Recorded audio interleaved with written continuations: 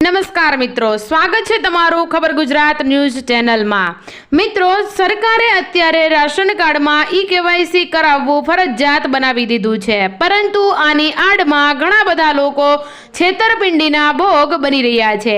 કેમ કે મિત્રો, જે આ છેતરપિંડી કરવાવાળા લોકો છે એ તમારા ફોનમાં તમને ફોન કરી અને પૂછે છે કે તમારું રાશન કાર્ડમાં ઈ-કેવાયસી થઈ ગયું છે, અને તમે જેવી જ એમ કહો છો કે ના નથી થયું તો એ લોકો તરત એવું કહેશે કે અમે તમારા ફોનમાં એક લિંક મોકલી છે, તેમના ઉપર ક્લિક કરી અને તમે તમારા રાશન કાર્ડમાં ઈ-કેવાયસી કરાવી લો, નહીં તો તમને તમારા રાશન કાર્ડમાંથી મળતું રાશન બંધ થઈ જશે અને રાશન કાર્ડનો જે તમે ઉપયોગ કરો છો તે તમામ વસ્તુ બંધ થઈ જશે અને તમારું રાશન જે રેશન કાર્ડ છે તેને બંધ કરી દેવામાં આવશે। અને આ જ બીકના લીધે ઘણા બધા લોકો આવા લોકોની આડમાં ફસાઈ જાય છે અને આ રીતે જે પોતે લિંક મોકલે છે એ લિંક ઉપર ક્લિક કરતાની સાથે જ એ લિંકમાં જે ડેટા ખુલે છે તેમાં તમે જે માહિતી સબમિટ કરો છો એ તમામ માહિતી એ છેતરપિંડી કરનાર લોકો પાસે વહી જાય છે અને તેના માધ્યમથી આ લોકો તમારા બેંક એકાઉન્ટને ખાલી કરી શકે છે।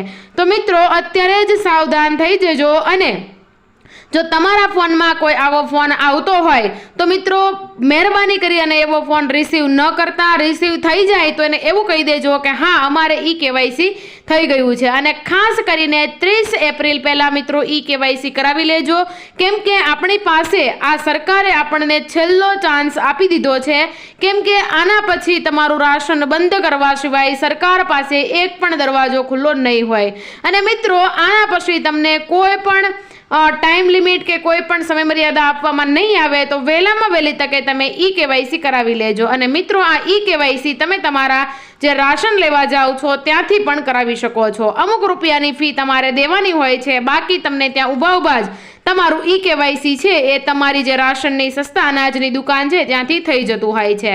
તો મિત્રો, આ માહિતી તમને કેવી લાગી તે કમેન્ટ કરીને જણાવજો અને આ વિશે કોઈ પણ પ્રશ્ન હોય તો પણ કમેન્ટ કરીને જરૂરથી જણાવજો। તો મિત્રો, આવા જ વિડીયો જોવા માટે અમારી સાથે જોડાઈ જજો અને અમારી ચેનલ ખબર ગુજરાતને જરૂરથી સબસ્ક્રાઇબ કરી લેજો। જય હિન્દ, જય ભારત।